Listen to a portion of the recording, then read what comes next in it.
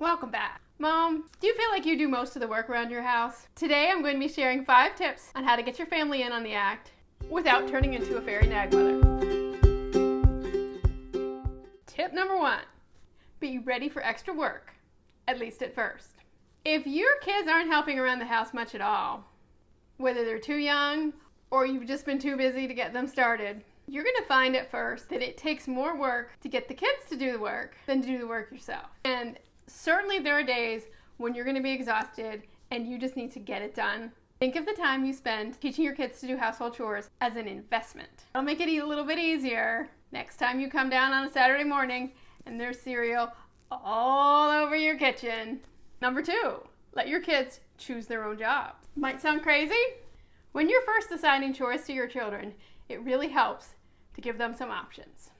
My kids are a year apart. When they were in 2nd and 3rd grade, I realized that I was doing way too much around the house, and I wanted to get them helping out a lot more. We sat down, and my kids are cynical.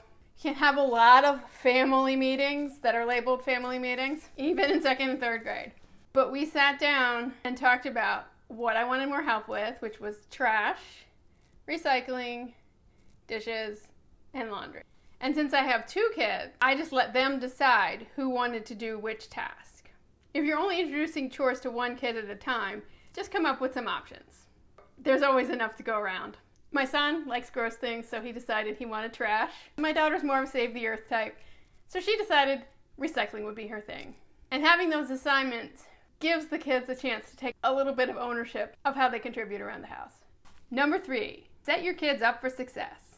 Let's say your kids are going to be packing their own lunches, which mine started doing in 1st or 2nd grade. At that age, that meant that I got out the peanut butter, the jelly, the bread. They made the sandwiches. I gave them cloths to wipe up their crumbs afterwards. I wasn't one of those super organized moms. I admire the super organized moms who have a bin of applesauce and other fruit things, a bin of yogurt, and a bin of vegetables in the refrigerator, and you pick one from each, and then you go to the pantry and you can pick 1 snack from this bin and 1 snack from that bin. And if you're that organized, you don't need my help.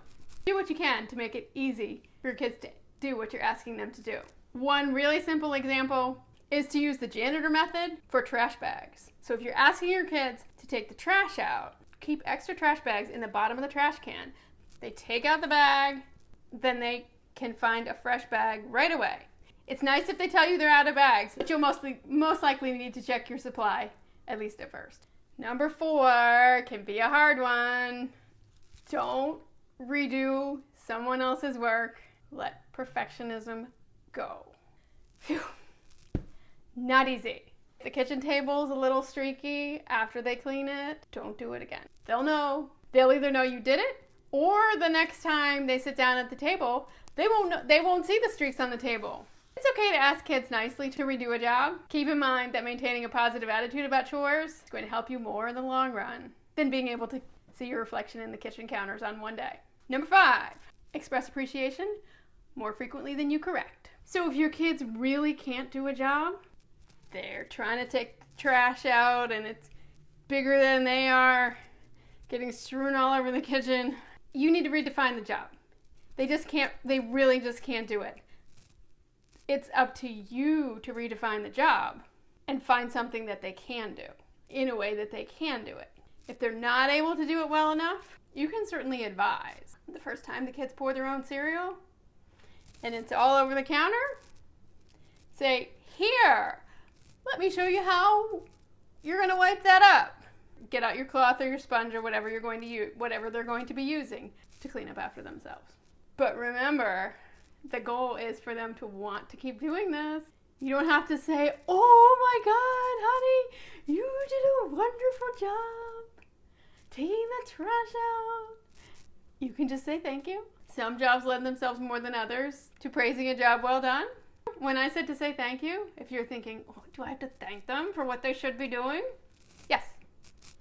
You say thank you to the cashier at the grocery store, don't you? You can thank your kids for helping around the house. Total aside here, as far as paying for chores, I didn't do that until my kids were much older, and one of my kids, my daughter, is much busier than my son, and it just gets to the point that I know I'm asking him to do more around the house than I'm asking her to do, And cash softens that a little.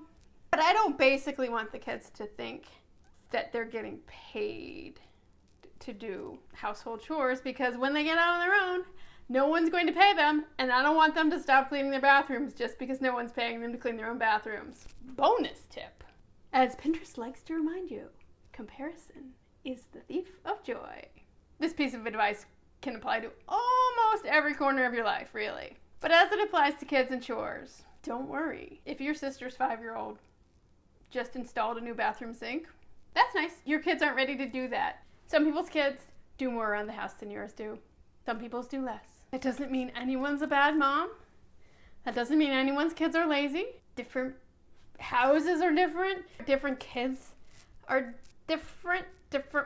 It's all different. Do the best you can with the people who live in your house and the house you have.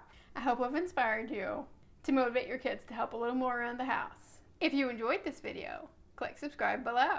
I'd love to hear in the comments about any tips you have for getting more help around the house.